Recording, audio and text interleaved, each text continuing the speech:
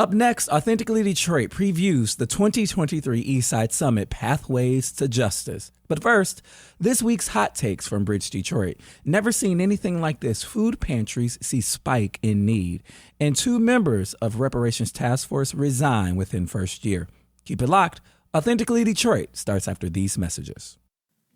Hey, it's Stephen Henderson from WDET and Bridge Detroit.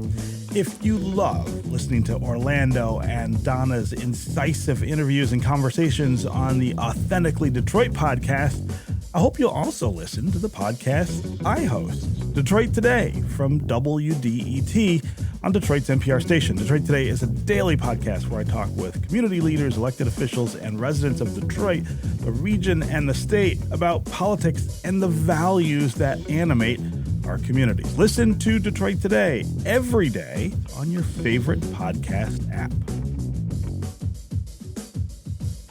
Hey y'all, it's Orlando. We just want to let you know that the views and opinions expressed during this podcast episode are those of the co-hosts and guests and not their sponsoring institutions. Now, let's start the show.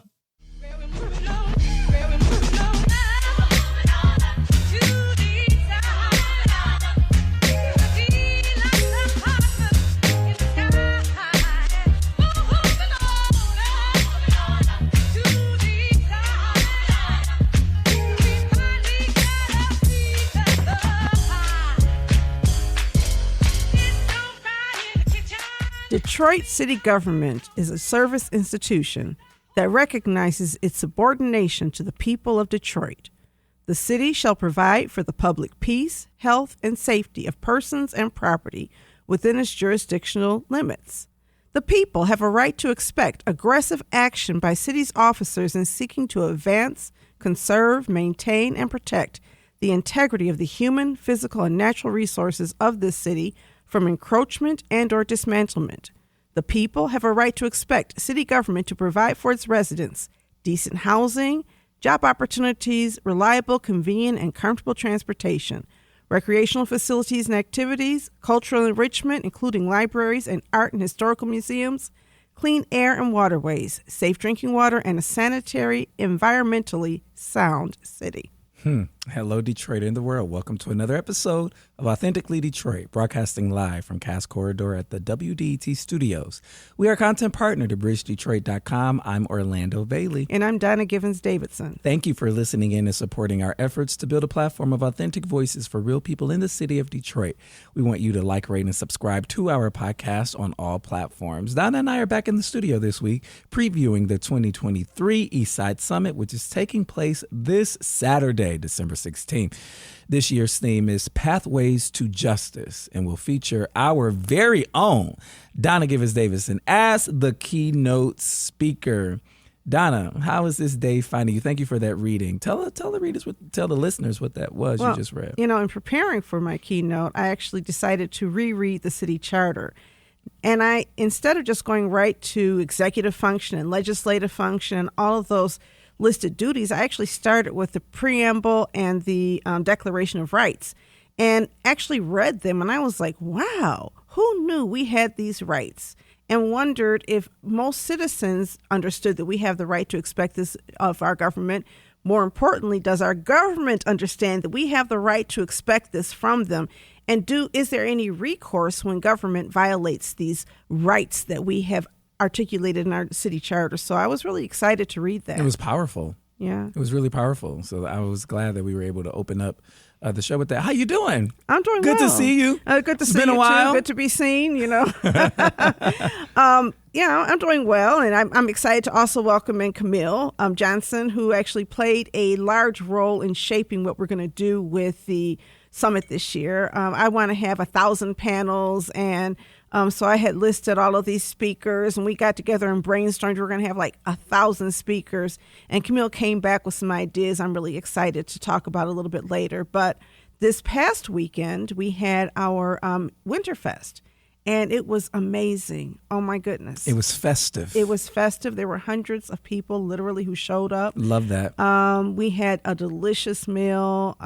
Luther Keith and his does he call himself the bad man? And No, don't Luther start me to Keith, lie. He's the Batman. That's what he is. Well, we love Luther Keith. Yeah, well, loving him and seeing him perform are two different things. He says this is his alter ego. Yeah. And this is like a legitimate blues band. That's when right. I say No, it's blues, we're not legit. talking about these people who are, faking the blues. He has performed actually at blues. Kyrie Frazier's collard green cook-off. Oh, yeah. He was there, and then I don't know if I told the listeners, I was recently appointed to the NABJ Detroit chapter board. And he performed at our last fundraiser. Yeah, we're going to have him again. People absolutely loved listening to him. He played the blues. Sounds were really good. We gave away clothes and food. We had a marketplace for vendors from our local community. We had movie night. We had crafts. Wayne County was there. Wayne Health was there. And then we featured some of our resilience hubs and our partners. The fire department was giving out smoke detectors. It was just a really full and, just wonderful day. I love it when we great gather. seeing it. Having the privilege to be able to gather community, it should be highly, highly regarded that when an organization like ECN puts out a call to say, hey, this is what we're doing, and the folks actually show up, that's a high privilege. It is. And it says so much about the strength and the impact of that organization. Yeah, just to see little children, it's That's always the great best to part. see the babies. Yes. And parents walking out. And we had so many donated clothes. So kids were walking out with new clothes and, coats and for the whole family and people. It was just a beautiful thing. Staff came together with community. We had a number of community volunteers, of course, Arlene Garner, but many others who were helping to facilitate. We had family pictures for holiday pictures, I love and that. the pictures were given away. Did you have a black Santa with some Cartiers on? We did not have a black Santa with Cartiers. I'm going to have you put on a fat suit and be a Let's fat do Santa it. with Cartiers next year, I'm Orlando. with it. Our producer Griff is like, yes, let's go. Let's do it. Camille Johnson, Director of Development at Eastside Community Network. Welcome back to Authentically Detroit. Thank you. I'm happy to be here. How you doing, Camille? Mama? I'm doing good. Listen, momming. You a mother. You a mom, okay? I think that once a day. Speak. Get that out of your mouth. Don't touch that. No. Like constant words in my vocabulary. Well, let's just make sure that the summit agenda doesn't have anything like Gerber or baby showers stuff. You know how when you're thinking about stuff and you write it down. Listen, We're going to be judicious in how we proofread all of the summit materials, Camille Johnson. perfect. If you see something like formula in there, just move through it. Formula for justice. I love that. The formula for justice. That should be a breakout session. Should be. What's the formula? Like what's the the know-how, the practical steps to get to it. But we're excited to talk to you, especially about all things Eastside Summit. But we're going to get to some of our hot takes where we run down some of the week's top headlines in the city of Detroit. Camille, of course, you're welcome to give comment. Never seen anything like this. Food and Maverick, we hear you. Maverick, if you want to say something, just grab the phone. Oh yeah, he has a Right, he has things to say. Food pantries see spike in need. This is by my colleague Nusrat Rahman. About a week before Thanksgiving, 640 families drove down a parking lot at a Troy food pantry to pick up boxes of holiday staples: turkey, vegetables, rice, cake mix, and milk. The typical start time for the program run by the United Community Family Services is 9 a.m. But on that day, the first two cars were already lined up 2 hours before, and more than 150 vehicles came by before the usual kickoff time, said Christine Olmedo, president and CEO of the nonprofit, which primarily serves refugees and immigrants in the Tri-County area. She said, "We never seen anything like this before, and it's been a challenge, to be honest, to be able to keep up with all the numbers that we're seeing come through our doors." The number of families who participated in the food pantry's Thanksgiving distribution this year accounts for a 58% increase in households compared with the same time last year, and a 162% spike compared to 2021. The steep increase in need for assistance stems from the end of COVID-19 pandemic-era safety net programs when additional SNAP benefits ended and people lost Medicaid coverage as part of a nationwide redetermination of benefits.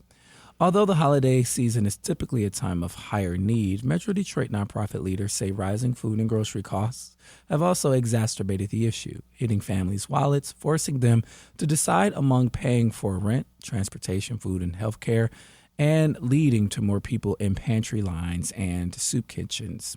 In 2023, the United Community Family Services saw more than 5,400 families use its food pantry services, which usually takes place twice a month, a 43% increase compared with last year. Donna, you guys were just doing something almost similar to this on Saturday with the giving away of coats and things. Donna, what say you? Well, I mean, I think that poverty is entrenched in our community. And as wages rise, they are not rising quick enough to cover inflation. We were just looking at some data in our community on the east side of Detroit today and noted that the median wage in the city of Detroit has increased significantly in the past few years, but not really on the east side. And so what we're seeing is pockets of improvement, pockets of wage increases, but pockets where wages are stagnant and where people don't get enough hours to work. And the food prices are ridiculous. It's a concern because food prices don't have to be ridiculous. This has nothing to do with the cost of labor, the cost of seed, the cost of transportation. A lot of it has to do with the fact that food is privatized. There are about 9 corporations that control every aspect of food production, distribution, food commerce, commerce in the world, and 4 in the United States. And all of these companies have shareholders, and the shareholders want to get paid. And so, as with so many things that are happening right now, we are being sacrificed for the well-being of shareholders. Yeah. And there's a lot of evidence that these inflationary costs are, just based on greed. As the 1% continues to grow and grow and grow its bottom line at the expense of average people. Yeah, I think it was Baldwin that said poverty is expensive. I think this also brings to bear a lot of things that was enacted in the pandemic era and even legislation subsequent the pandemic era, like the American Rescue Plan Act, right? What is concerning to me is that we had this windfall of money that came with this legislation that started a lot of programs that families have become dependent upon, right? What worries me is how the incentive for government to keep a lot of what that money started. Well, and right? And what about the $800 million that Detroit alone received? That part too. What about the $800 million, most of which is not being spent? We've probably spent more money paying for the company to administer the benefits that people are not receiving than the actual benefits themselves. We talked about that early on, about the size of some of those contracts. There's no real urgency to feed people. I'm going to go back and read that preamble to the Detroit City Charter because the reality is what you don't see coming out of the mayor's office is any sense of urgency. Where's the Detroit Poverty Task Force? Where is the Detroit concern for the fact that the very same people who are struggling to find food a lot of times are also having trouble maintaining shelter, maintaining water bills, maintaining our utilities? There's a crisis in our community, and it feels as though government is silent every time we have a ribbon cutting. We're looking at how we are able to attract wealth in the community, but it's not trickling down. It seems to be, staying in certain pockets.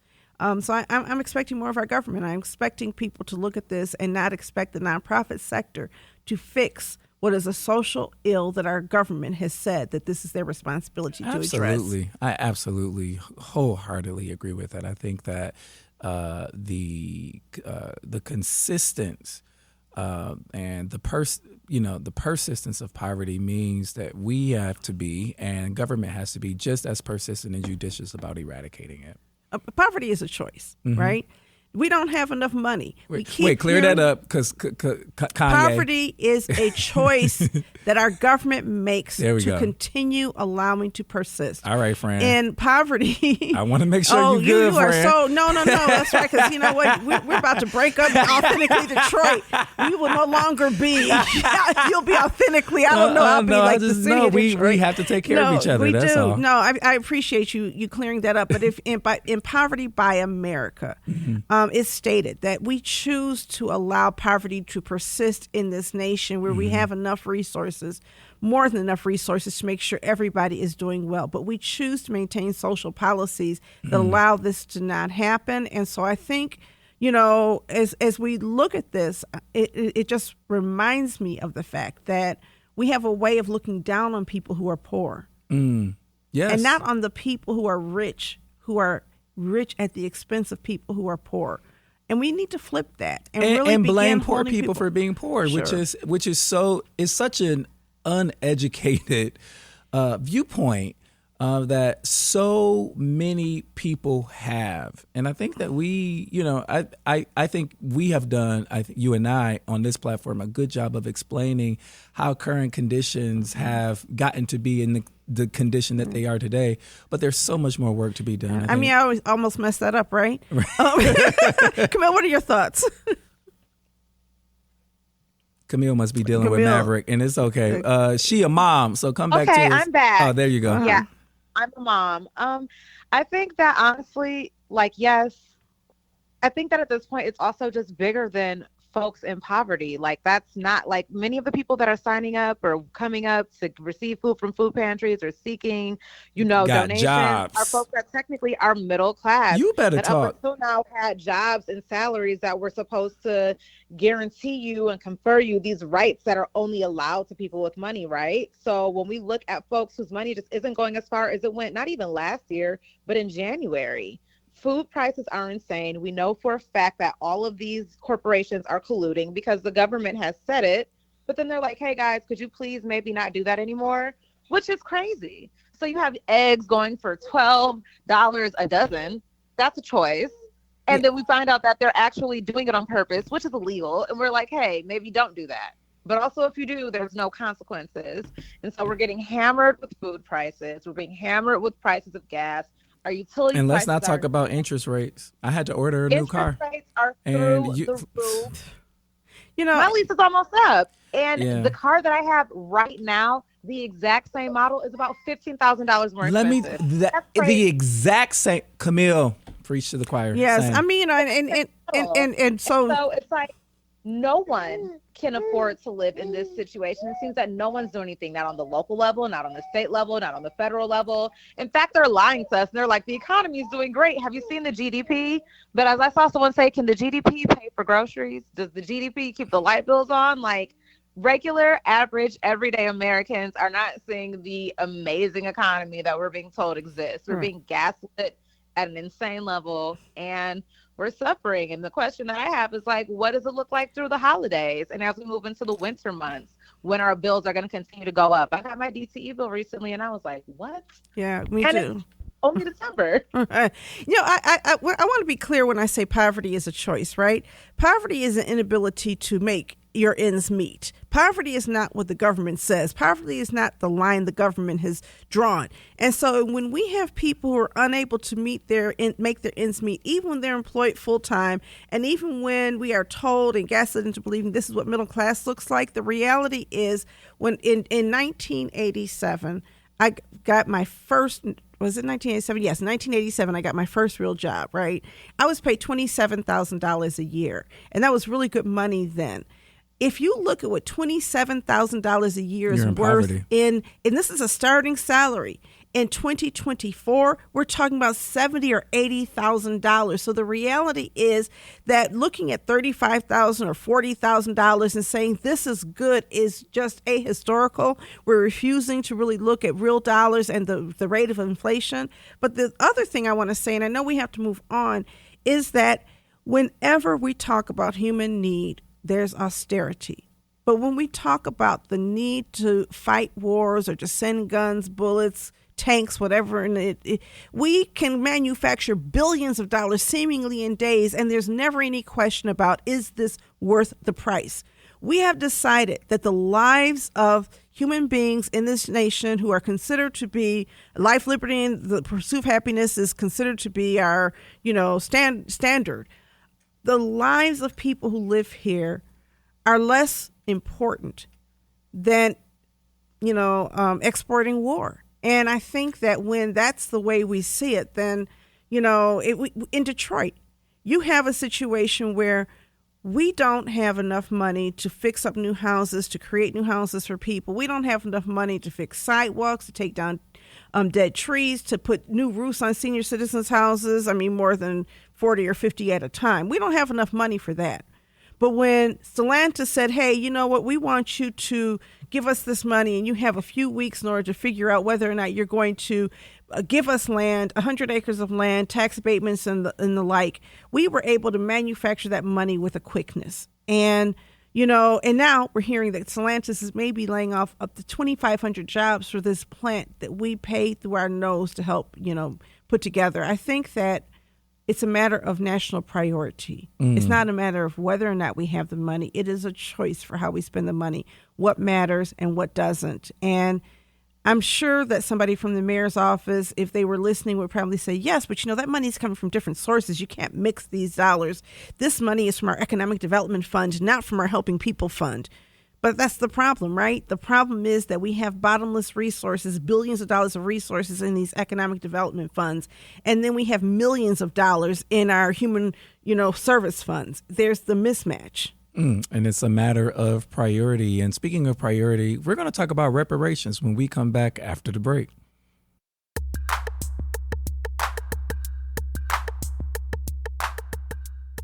Founded in 2021, the Stoudamire is a membership-based community recreation and wellness center centrally located on the east side of Detroit.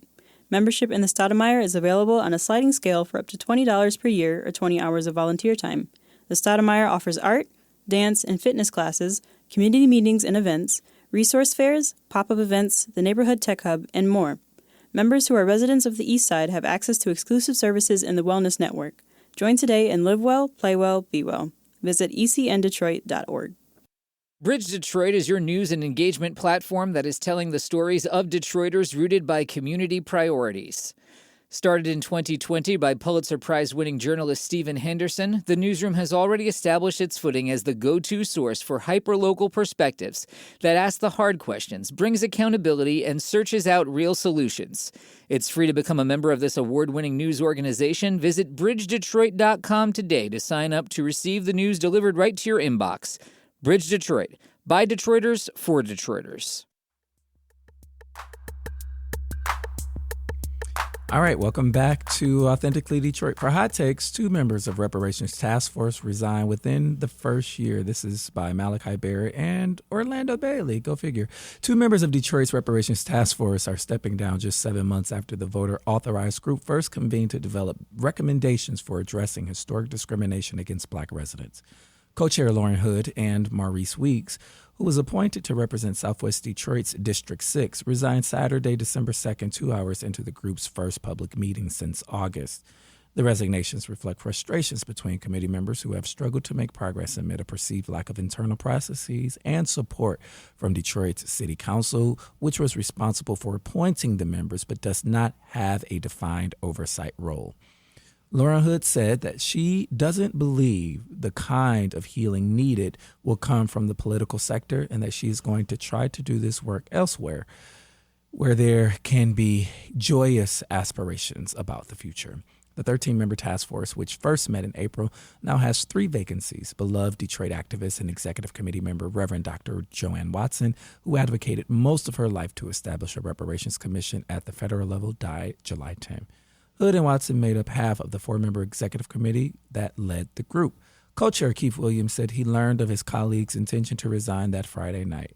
He said, "To me, no one person is bigger than the mission of the reparation because the mission should be about bringing relief to the thousands of Black people who suffer from racist practices of the past."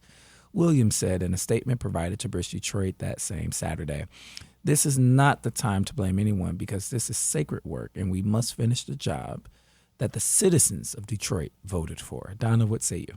I agree. We must finish the job.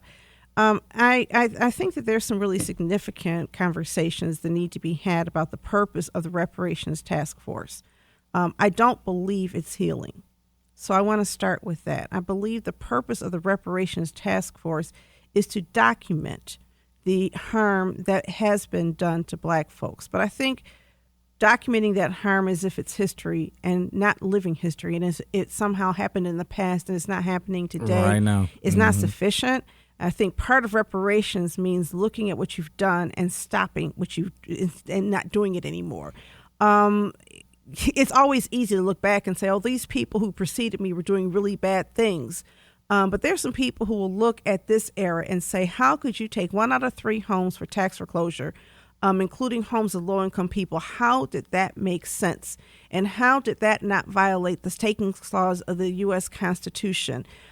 So rather than just looking way, way back, I think that we have to examine what is our social policy now, and have we closed those loopholes? Have we fixed it? And if now, the first thing you want to do is stop the bleeding. So I think that, there's a need for us to really be intentional about delivering some type of justice to people in the city of Detroit who actually wanted this and voted for it.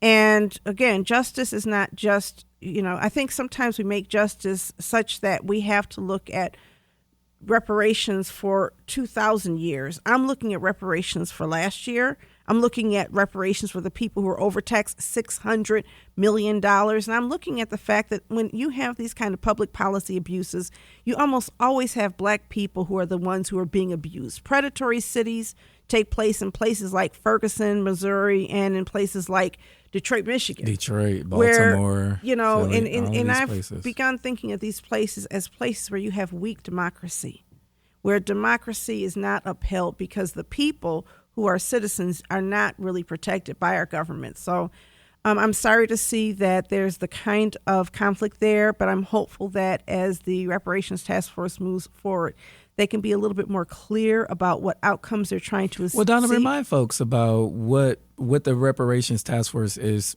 number one, supposed to accomplish in the timeline through which they have. I think they have to be done with their work and present a set of recommendations to the city council by fall of 2024. Yeah. Well, yeah, I mean, that's detail that you have, and I don't. It makes sense to me that there is a time limit. For sure. I would hope that there was more than 2 years, if this is only 1 year in, to really accomplish this task, because it's a tedious task. It is. And I think it should actually be an ongoing process. But I think having a set of outcomes that are short-term outcomes, mid-term outcomes, and long-term outcomes, so that you're able to deliver something to the voters right now, some recommendations to City Council right now. And the other thing I think is that we have to look beyond City Council to some extent. What the mayor and others say is, well, this is in violation of state law. So that means that we need to advocate. That's the line. It's the line. That's the line of the. If we were to give out awards, like for I think the Detroit line of the year is that violates state law. But when the city wants to establish a land value tax, what do? They go to the legislature and they say, we need to change this. When the city wants to accomplish transformation brownfields legislation to help enrich people who are already wealthy, where do they go? They go to the legislature. So there's a kind of it's insulting to me when we know that the mayor of the city of Detroit actually helped to campaign for and put people in the state legislature to pass his insurance reform bill, for the mayor to also say, well, my hands are tied. Your hands are tied because you choose to keep them tied. One of the things I would love to see is our city government going to the state and fighting for the people of the city of Detroit, fighting for things that the people of the city of Detroit prioritize. The land value tax, the mayor will say, will help the residents of Detroit, but we didn't ask for that. We've asked for a whole lot of other things, but we didn't ask for that. We've asked for things like, we've asked for affordability plans for water. What can we get a water affordability plan? No, that's in violation of the Bolt decision. Again, there is this passivity when it comes to helping citizens. I have a question for you just about having the opportunity to have worked with you all these years and your passion and knack for engaging communities in these kinds of processes. There's some critique around the infrastructure of the task force, the reparations task force, that they don't meet publicly enough, right? What would be your vision for doing this work with community? And you can't talk about a reparations task force without talking to folks. And the first thing you have to do is listen to people. I think that is our vision, right? When you look at the Neighborhoods First Planning Manual, that's what you do. You listen, you translate, you create a shared terminology, and then you begin planning. For those of us who work in community development, we know that you have to balance out ideals with practicality, and you have to somehow hit the middle. So on the one hand, yes, I want to change all of these things. And on the other hand, let me help this person accomplish this right now. There's got to be the right now and the long term. And sometimes by having short-term projects and short-term wins, it allows people to stay connected to you for the long term. And so I think likewise, there's an importance of listening to people, making sure that people feel heard and that their opinions and needs are valued. It's an insult to injury to have the I-375 project move forward as it is and have the city and even the federal government say, well, this is to repair a past wrong. And we're not even talking to the people who are wronged or their descendants. I think similar to your point about poverty, I think what we have to do is interrogate the American lexicon around some of these issues and the wording and the phrasing that people try to use as a proxy for justice, but it ain't real justice at all. And I think the I-375 piece it lays bare how it's a complete mismatch, right? When we talk about justice and when we talk about repair, I think city council sort of passing the buck and not providing any real kind of oversight and support for this volunteer task force. So you have two choices. Yeah. Either you appoint members of the task force who have those types of executive leadership skills, or you provide some of those services. Yeah. But I don't necessarily see a whole lot of executive level leadership sitting on the task force. And that's not meant as a slap to anybody. But if you've never run a company, if you've never, ran a meeting, then expecting you to be able to pick up and do this, you sort of saw the same thing, and it was different because it was voters. But with the City Charter Revision Commission, you had a whole lot of arguing and not a whole lot of capacity at that table. So I think that we have to really look at what kinds of skills are necessary to move certain types of agendas along. And I'm hopeful that there's going to be some changes made and that people understand the urgency. It would be a crying shame if voters went out and supported something believing there was going to be some type of relief and then find out there's not. Yeah. If people are really concerned about reparations, we need to figure out all different kinds of ways to make it happen. Yeah, we asked Sheffield's office, council is on recess right now, folks. And so when I asked Sheffield's office, when will we see some candidates for replacement, and their response is as soon as they're back at the top of the year, they want to get those seats filled. That's good to hear. Mm-hmm. All right. Let's talk about the 2023 Eastside Summit pathways or formula to justice. The 2023 Eastside Summit will highlight various pathways residents can take in order to secure justice and equity for our community. Through a series of panels and interactive workshops, attendees will learn about strategies being used to fight injustice across the city and build their capacity to use these strategies in their own neighborhoods. Taking place this Saturday, December 16th at the Stoudamire from 10 a.m. to 2:30 p.m. Residents have the option to attend both in person and virtually. This year's keynote speaker is none other than my co-host, Donna Givens Davidson. We got Camille Johnson here, who's the Director of Development at Eastside Community Network. Camille, tell folks what they can expect this upcoming Saturday. So for people who have been to the Eastside Summit before, it's going to be a little bit different than it's been in previous years. This year, The goal for us has really been for us to say, what can we do to not only make this more interactive, but to make this an event where folks leave and they really feel like they've built their capacity, they've built their skills, they've built their knowledge, they've received resources that allow them to take some type of immediate action.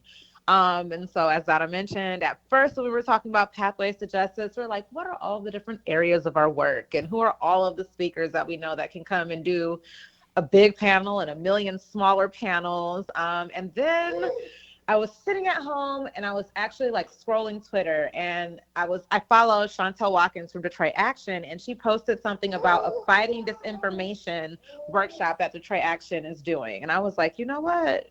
We need to do this type of workshop. Like, we've had so many events where folks stand up and they say things and it's like, oh, you got that from Facebook, like that's not real. And how do we start sharing real information? And so I kind of went back to the drawing board and settled on an event that would really look at ways that folks can get active and engaged and flex their civic, muscle without voting. For so long, it's been, oh, you don't like that? Vote. Don't boo, vote. Well, if you don't vote, then how are you going to make change? But we've seen over at least the past 5 years that there's so much that you can do outside of just voting for one person and then hoping that they'll make true on their campaign promises. So to that end, we're going to have 5 interactive workshops this year. The first one, again, is going to be fighting disinformation. Detroit Action is going to come in and do a version of that for our attendees. Yay, Detroit Action. Yes, sorry, I was just with them on Saturday. They had their gala. I was their keynote speaker at their gala. Shout out to Detroit Action, all the amazing folks over there, and Brandon Snyder. Yes, and so they do amazing work. They were the first people that I reached out to, like, hey, can you all do this? They were like, yes. So I'm really excited for that workshop. Sorry about that. I have my assistant here. You a mom. She a mom. And so we're going to have a fighting disinformation workshop. We'll also have a workshop that looks at the power of ballot initiatives in the past 5 years. One, we know that a ballot initiative is the way that we expanded voter suffrage in the state of Michigan. But since then, ballot initiatives are what made marijuana legal. Those are the things that we're using and voting on when we're trying to, change rates and prices for auto insurance. And so we want folks to really understand what a ballot initiative is, what it takes to actually get one started, how many signatures you need, what are the deadlines, how do you write it, how do you share that information, how you organize, because we see that as a really valid and viable way to make change. Our third one will be one that focuses on grassroots advocacy. For that workshop, we're going to have our own Eastside Climate Action Coalition doing some power building training, teaching folks about how they can go and advocate at City Council. What is public comment? What does that look like? Who are the folks that you need to get in touch with, and who can actually make the different changes that you're seeking to have made?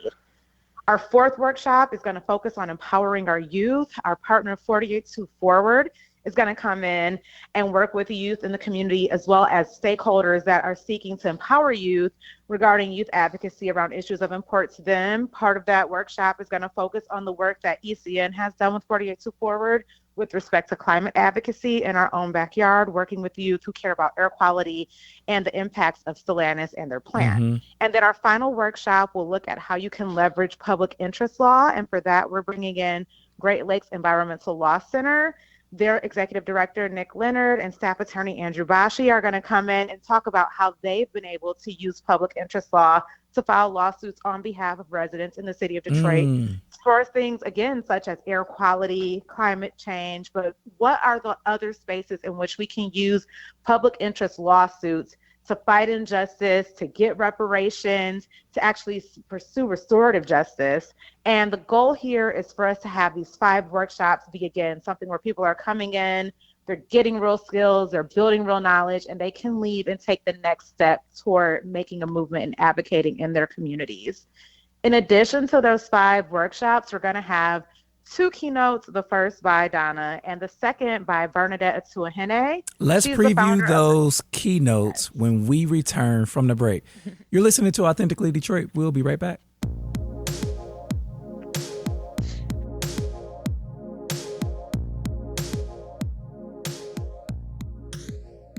Have you always dreamed of being on the airwaves? Well, the Detroit Eastside Engaged Podcast Network, or DEEP for short, is here to make that dream a reality. Located inside the Stoudamire, the DEEP Network offers studio space and production staff to help get your podcast idea off the ground. Doesn't take a whole lot of work to get started. Just visit the Authentically Detroit page at ecn-detroit.org or call Sarah at 313-948-0344.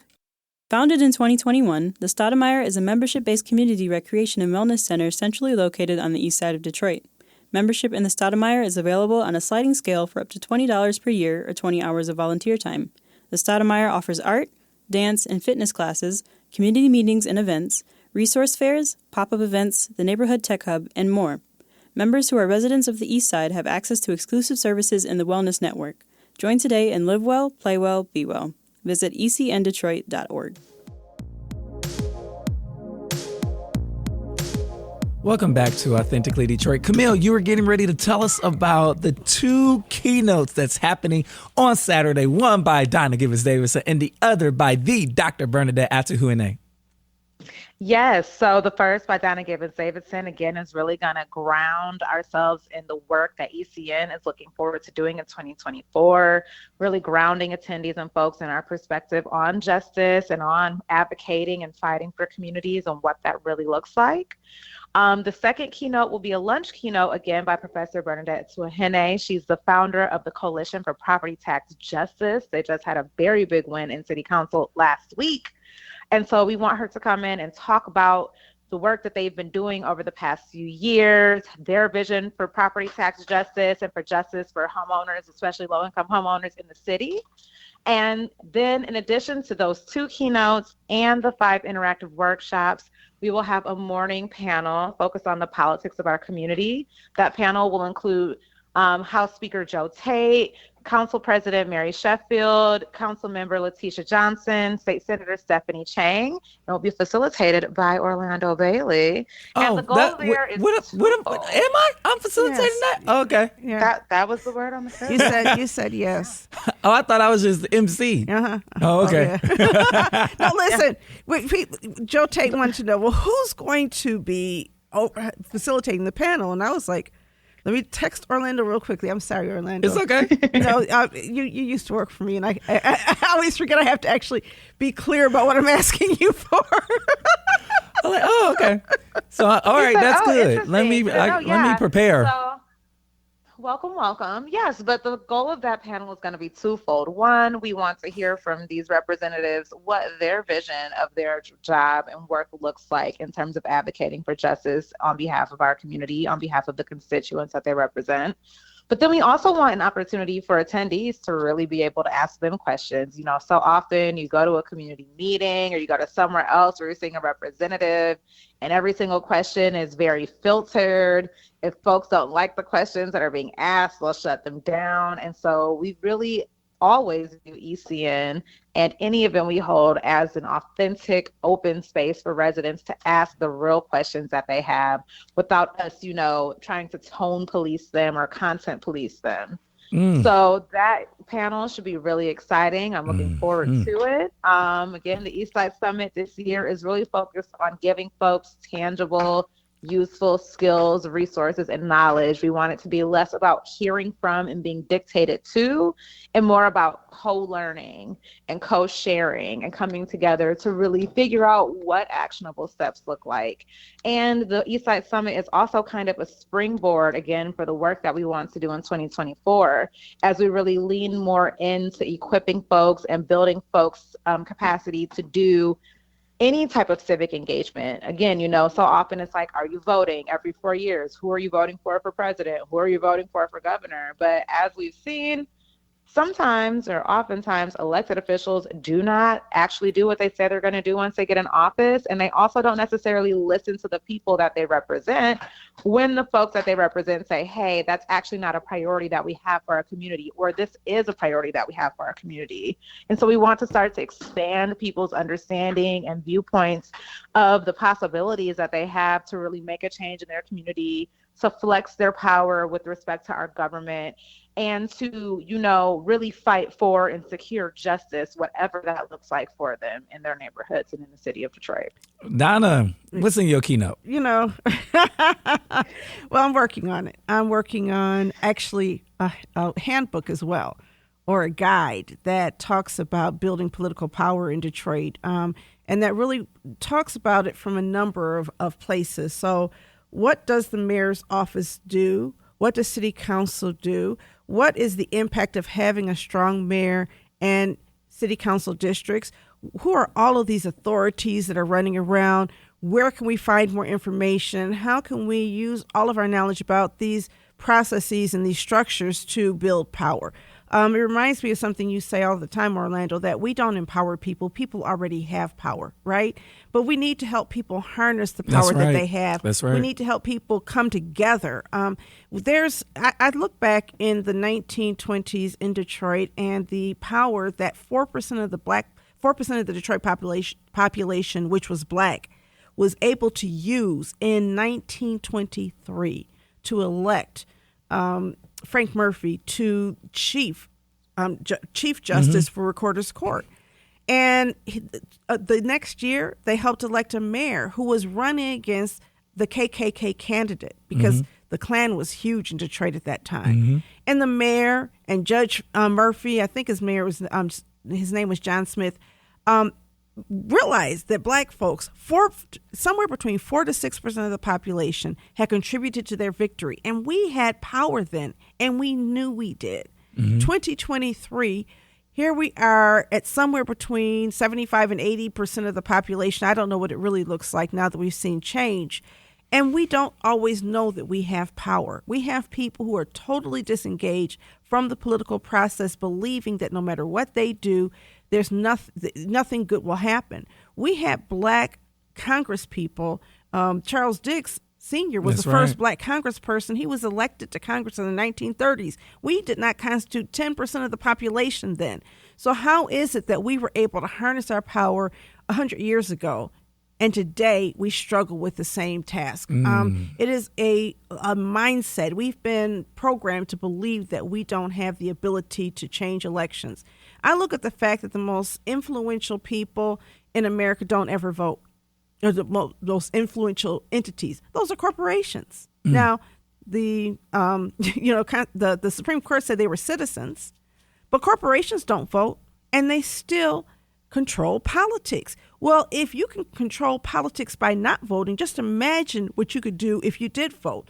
And what are the mechanisms that corporate America uses to control politics? Sure, they, do campaign advertising, but they also conduct research. They have think tanks. They propose legislation. They lobby, and they push their legislative priorities on people who are running for office, who come into office, not always the best equipped people in America to make change. Just because you run for office and you're charismatic and you are a person who cares about people does not mean that you have a roadmap for how to legislate to bring about justice, right? We already talked about the challenges of the reparations task force. Justice is a difficult concept. Where are our think tanks around what's needed in Detroit, around what black people need? Where are the specific policy proposals we are demanding people pass and they don't pass? What we did see is that Bernadetta Tuahene worked with the community, had hearings, did a whole lot of grassroots work, met with every person on city council, and she was able to facilitate passage of a property tax transparency ordinance that would not have been possible if she had not done the work. And so let that be a roadmap. But as Camille mentioned, there's also the opportunity for ballot initiatives. And one thing that is underutilized, this is something you had the NAACP Legal Defense Fund was so active at one point, really suing defended Ashi and Sweet. Defending Dr. Sweet, prosecuting, that's how we had desegregation of schools and public places. That's how we had voting rights enacted. We also use the courts to address very specific violations of our civil rights. In the tax foreclosure crisis, it was not Detroiters who were more impacted in tax foreclosures than anybody in the state. It was Southfield residents who were losing $200,000 homes and were saying, not here. I'm going to court. And they won in the Sixth Circuit Court of Appeals. And the Sixth Circuit Court of Appeals found this is a violation of the takings clause. And I'm not criticizing my people. What I'm saying is that we have the ability and power to do that ourselves.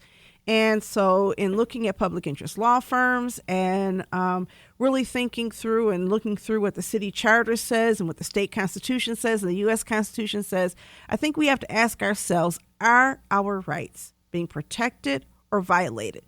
If you have a right that is not enforced, do you really have that right? And I think one of the issues right now is that we're not even trying to get these laws enforced. Let the courts tell us, no, this can't happen. No, this is not wrong.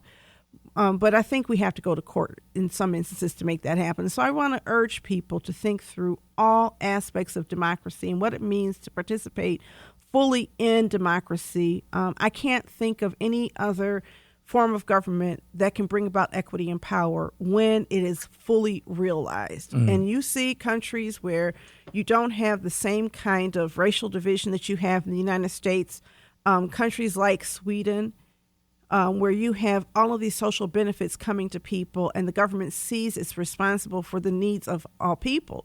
And, it's changing now because Sweden is now some people from foreign colonies, from Syria, are moving in, and they're changing the literal complexion of Sweden. Mm-hmm. And it's changing the politics of Sweden because those people, too, are not fully vested with democratic rights. So I think the question for me is, how do we get to a full democracy? How do we help elevate Detroit from being a weak democracy to being a highly functional democracy and a model for how people can take control of their well-being and decision-making in their communities? Can you talk about the force that is Dr. Bernadette Atuene? I just absolutely love her as a human being. I'm saying this, she is a person who has worked in South Africa, observing and documenting real estate takings there, takings from Black women there. She came to Detroit specifically because of tax foreclosures and put together and conducted some ethnographic research where she really understood all aspects of why people were being overtaxed, why people's homes were being taken care of, all of the faults in the system. She compared this to what was happening in Ferguson and called it, and came up with, coined the term predatory cities to describe these processes that happen in places with weak democracy. She won a law review award, and she was actually, hired at University of Wisconsin, and she got out of there in time because I think they've just started rescinding some of their DEI work, and she's now at USC. But while she's at USC, she also is leading the Coalition for Property Tax Justice, and then she started another movement, and this movement is the Dignity Project, and I'm part of that, the Dignity Restoration Project, which is trying to raise funds to restore dignity and resources to people who had their properties taken. She was testified before City Council, and the Corporation Counsel Conrad Mallett tried to say that what she was suggesting was in violation of the city charter. And all I'm going to do is tell you that she schooled this man with a smile on her face because that's who she is. She's humorous and she's loving and she's not going to break a sweat, and she just let him know.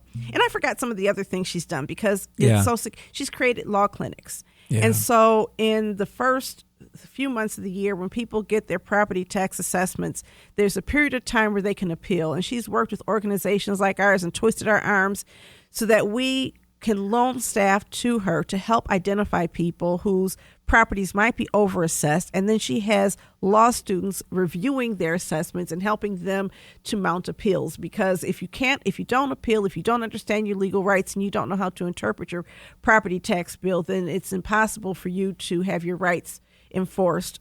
So she's a force of nature. She's a Detroiter by choice. She teaches at USC, but she lives in Detroit. And if you have never listened to her speak, she's a brilliant speaker. I'm so excited because this is going to be her first keynote that I know of in the city of Detroit. Dr. Atuahene is such a humble person that she does the work and she doesn't demand a lot of public recognition. I'm like, woman, hire a publicist. I actually reached out to you. I talked to a team of people and they're like, how can we get more foundation support to her work? And I said, people need to know who she is. Yeah. And people need to get really, really excited when they see her name, because there's nobody who has done more in the city of Detroit to address one of the most egregious wrongs in our community than somebody who was not even raised here, but came here to lead by choice. And when I say lead, I also want to point out that she leads from within. She does not lead on top. She leads as a partner in all of this. So I don't know if I can overstate it. She's been on our show before. She's she respects both of us for our work, and she's able to make things happen. Yeah. So it's all about sister power to me. Sometimes I think during two Black women anchoring this event, that's amazing. Well, in city council, there was something about there were some banners or something that were around there talking about girl power or woman power or something. Because every single woman on city council voted in favor of this That's relationship, right. Yeah. and This only one man, transparency, yeah. and only one man, and that was Coleman A. Young, James Tate, and Benson and Durhall voted against it. They said, well, we like the idea, but we're very concerned about the process that has been in place. And she was so wonderful. She was like, process? You're very concerned about that process, but not the process that violated process is taking people's homes from them. I mean, it's just beautiful the way that she was able to respond in, like I said, in such a, with passion and just brilliance. And grace. Grace. Yeah. The 2023 Eastside Summit Pathways to Justice is all happening Saturday, December the 16th, 2023 from 10 a.m. to 2:30 p.m. You can go to ecn-detroit.org/Eastside Summit. Again, that's ecn-detroit.org/Eastside Summit. I got one last question.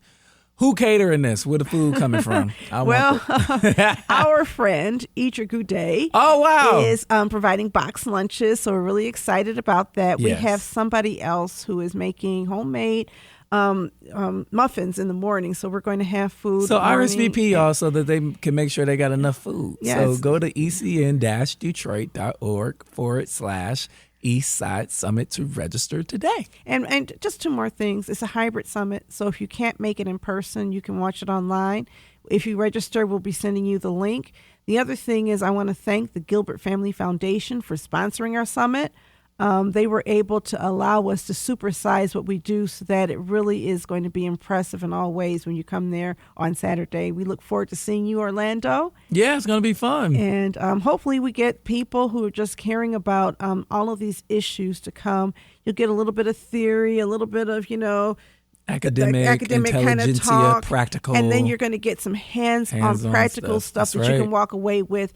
And written materials, there's going to be two the publications that come out, one from our Eastside Climate Action Coalition and one that I am still completing. So all right, we please look forward join us. to it. Thank you for coming on, Camille. No, thank you for having me. I'm glad I could come on and talk a little bit and share information on the summit. Yeah, we're excited about it. It's time for shout outs. Camille, you have any? Shout out to all the moms. I'm with that. Donna, do you have any shout outs? I just got to shout out the ECM team for the Winterfest. Yeah, they don't sleep. They don't sleep. And it's such a wonderful thing to run an organization and walk in as surprised as all the guests, like, oh, we're doing this too. I mean, I did a little bit, but I'm just saying that the way that people make things happen and the commitment they have, I think that Barbara Martin said that Eastside community staff were the hardest working people in Detroit today when she came to our retreat. And I can't say that. It's a huge compliment coming from a giant in community. Wow. Yeah, I mean, we were so blessed to have her there talking to us about her work with us and giving us a history lesson. But I think it's important to, always remember that it takes teamwork to make a dream work. And we are the type of organization where you have so many people who are just coming together out of love and compassion and desire to make great things happen. So I want to thank them.